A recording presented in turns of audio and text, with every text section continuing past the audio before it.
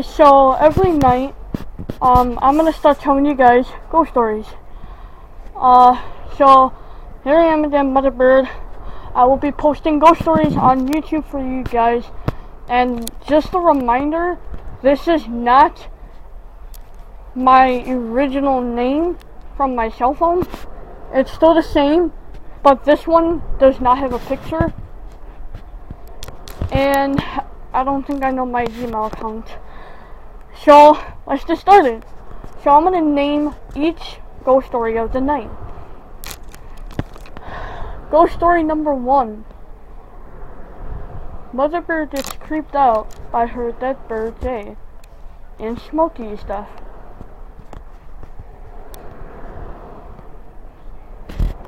You know what?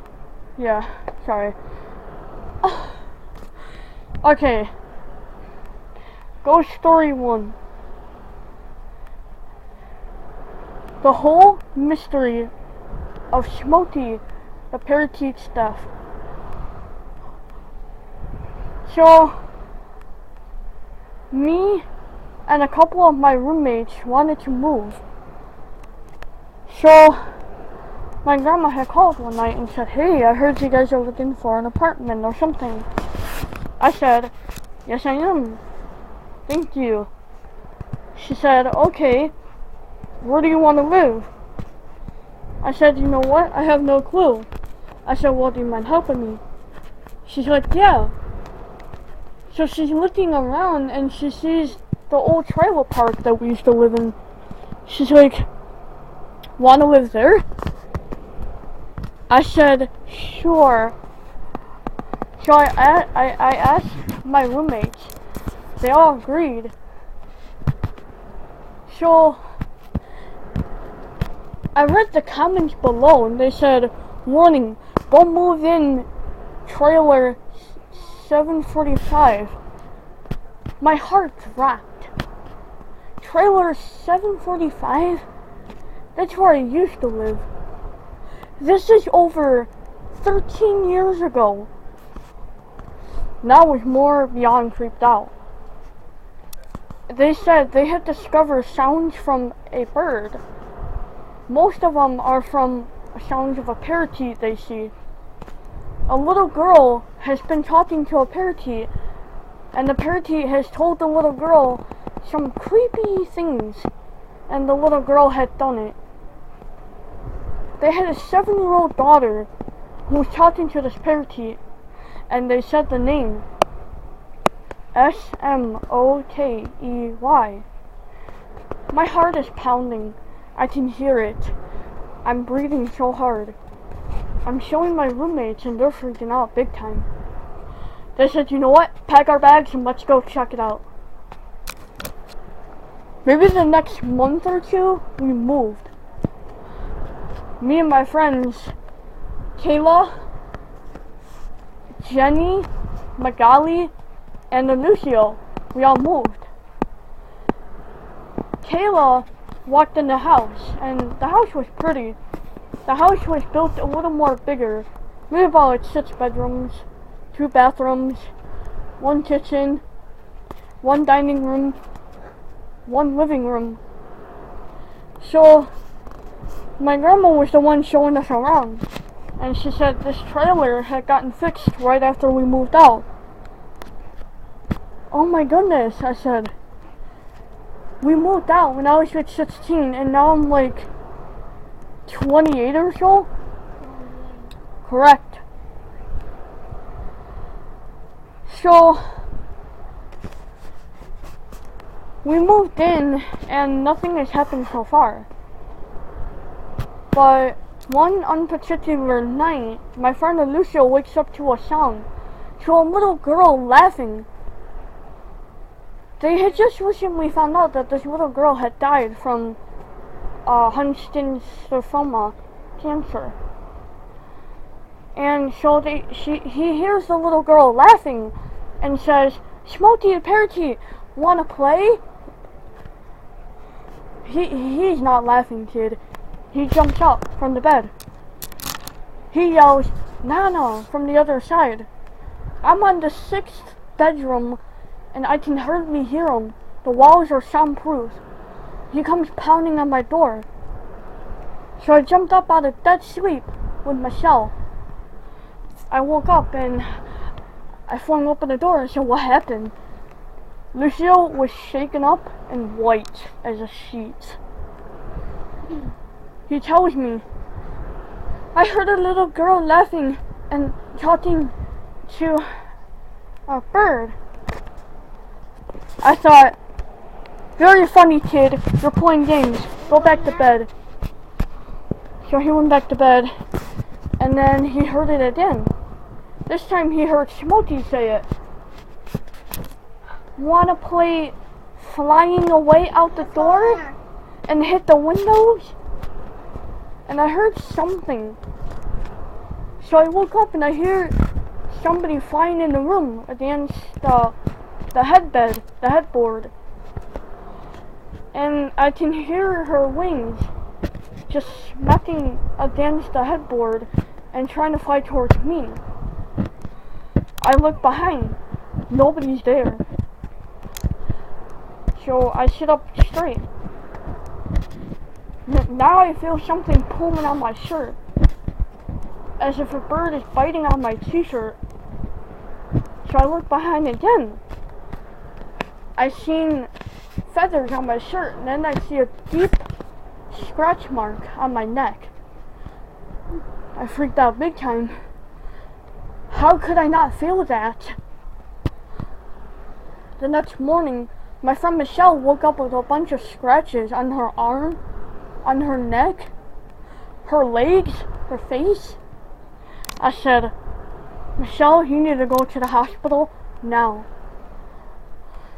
She went, and the doctors had asked, "What's going on? Do you guys have a dog?" I said, "No." I said, "I have a cockatiel, but she's sick in the hospital." I said, "I had a bird before, but she died." The nurse looked at me, astonishment. She's like,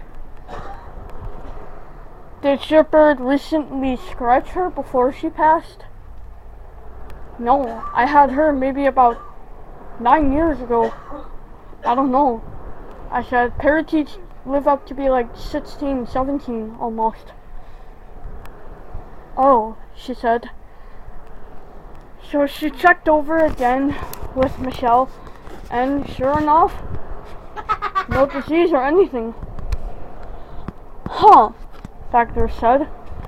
"Well, my only guess is that maybe the spirit is trying to communicate." So she sent us home, and then later on that night, I sprayed holy water inside the bird cages that I had.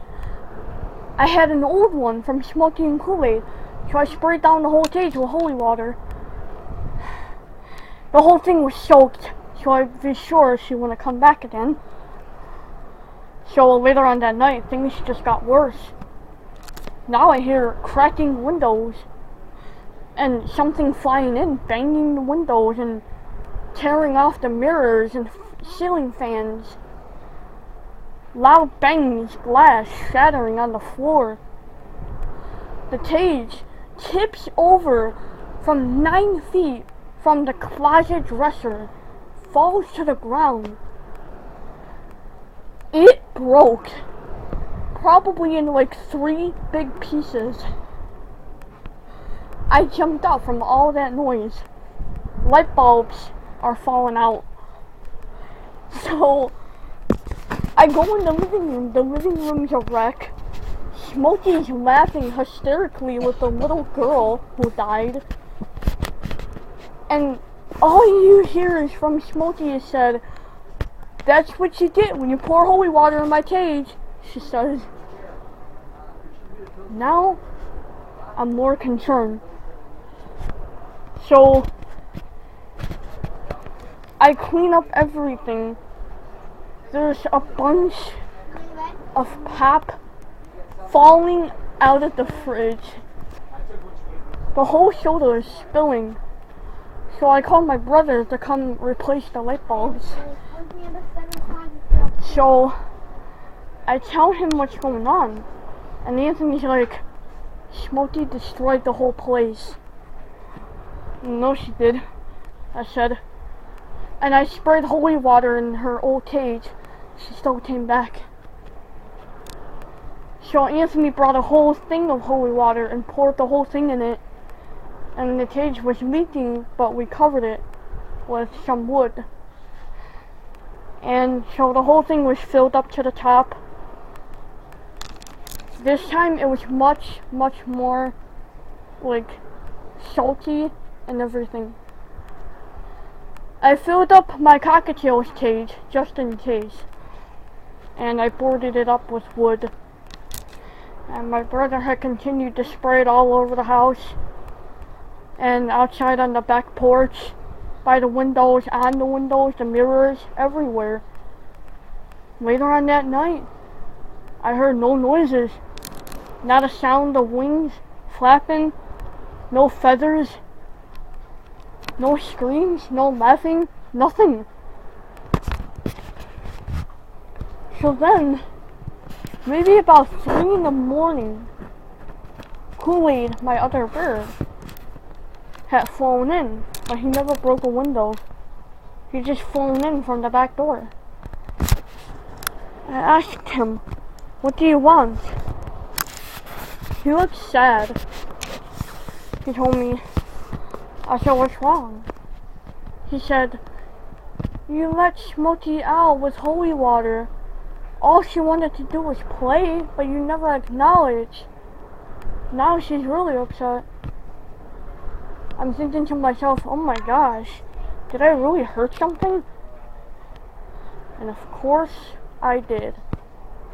The next day I found myself, my arm is in a pile of blood. I jumped up. It was from me. I ran in the bathroom. I have a huge cut deep into my hand to where they put the IV before. I did not notice this at all. My friend Christian came over and I was in the bathroom stitching myself, and he knocked on the door and I opened it. He's like, "Whoa." I said, "I know. I got that from Smokey." So I climbed out the cage from the holy waters and I left some in. And it was creepy